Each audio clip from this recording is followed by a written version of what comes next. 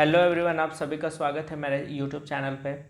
तो आज हम लोग जेएसएससी सीजीएल का मॉक टेस्ट 4 लगाएंगे कंप्यूटर का। तो चलिए हम लोग स्टार्ट करते हैं। आज का हमारा जो टेस्ट का पहला सवाल है वो पहला सवाल है कि द्वितीय पीढ़ी में वॉल्यूम ट्यूब के स्थान पर किसका प्रयोग होता है। तो अगर हम लोग सेकेंड जनरेशन का वॉल्यूम ट्यूब की बात करें तो ऑप्शन ए मशीनी भाषा, option B transistor, option C assembly भाषा, ऑप्शन डी सर्किट। तो इसका सही आंसर होगा ऑप्शन बी ट्रांजिस्टर। हम लोग सेकेंड जनरेशन में अगर वॉल्यूम ट्यूब की बात की जाए तो हम लोग ट्रांजिस्टर का इस्तेमाल करते हैं। आइए अगला सवाल हम लोग देखते हैं। अगला सवाल है हमारा, निम्न में से आभासी वास्तविकता के संदर्भ में सही कथन चुनिए। ऑप्शन ए आभासी वास्तविकता वर्चुअल रियलिटी के माध्यम से अंतरिक्ष यात्रियों को प्रशिक्षण दिया जाता है। आभासी वास्तविकता के माध्यम से लड़ाकू विमानों के पायलटों को प्रशिक्षण दिया जाता है। नई पीढ़ी के वीडियो गेमिंग में 3D 4D इसकी उपयोगिता है। तो अगर मैं आभासी मतलब क्या, महसूस जो हो, मतलब ऐसा विजुअलाइजेशन जिससे हमें देख के लगे कि ये रियल हो रहा है, रियलिटी में हम लोग जी रहे हैं।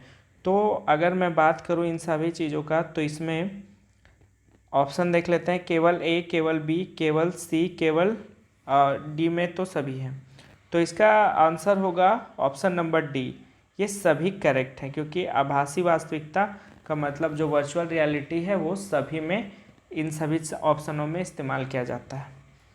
चलिए अगला सवाल हम लोग देखते हैं। अगला सवाल है, निम्न में से कौन सी मेमोरी का सबसे कम एक्सेस समय है।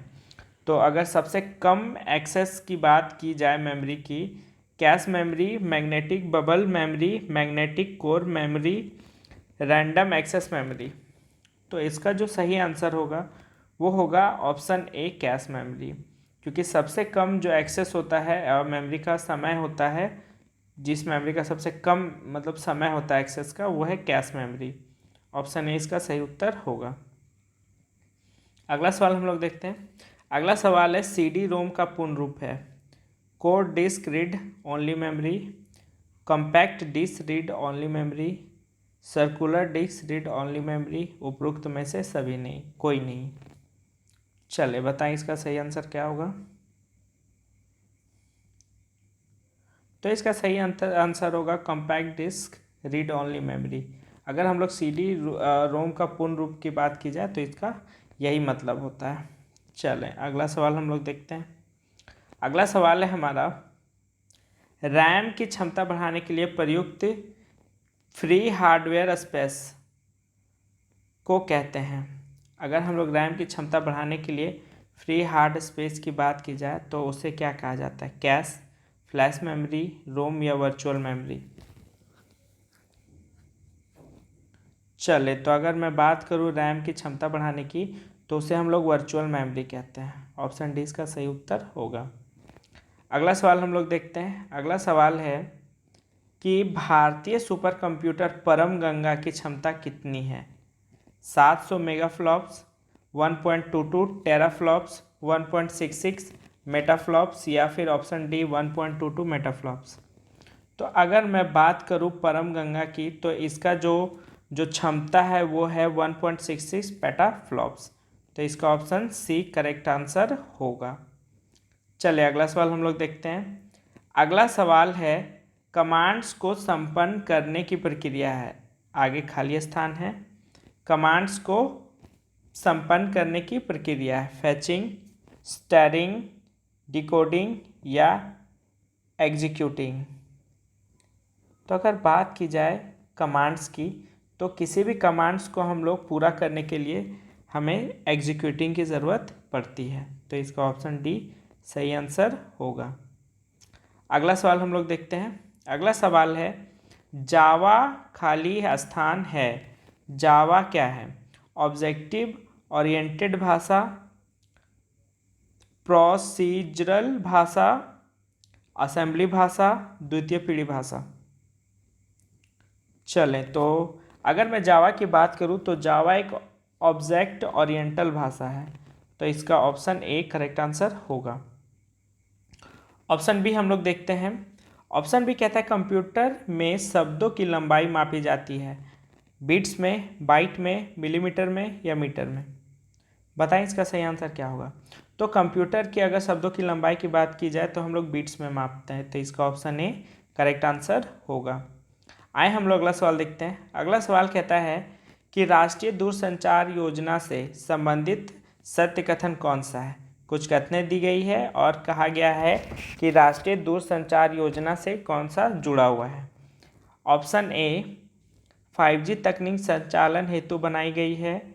ऑप्शन बी इसका उद्देश्य 100% डेंसिटी उपलब्ध कराना है। ऑप्शन सी इसका उद्देश्य उच्च गति युक्त इंटरनेट सुविधा प्रदान करना है।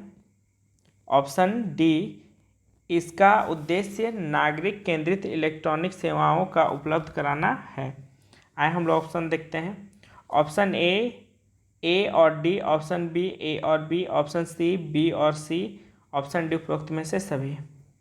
तो अगर मैं बात करूं सारे ऑप्शंस की तो सभी सही होंगे, क्योंकि राष्ट्रीय दूरसंचार योजना ये सारी चीज़ों पर फोकस करके काम करती है, तो इसका ऑप्शन डी करेक्ट आंसर होगा।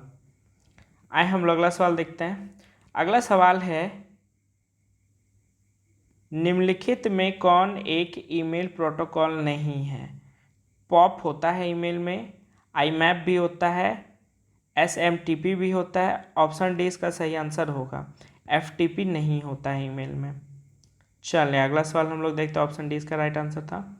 अगला सवाल है, ईमेल पते का सही स्वरूप निम्नलिखित में से क्या है? अच्छा, जो ईमेल हम लोग बनाते हैं उसका सही जो पैटर्न है वो क्या है? Option A sell@website@info, sell@website.info, sell.website.info या फिर sell.website@info। तो अगर मैं बात करूँ इसका सही रूप का, तो इसका ऑप्शन बी करेक्ट आंसर होगा, sell@website.info। चलिए ऑप्शन बी इसका करेक्ट आंसर होगा।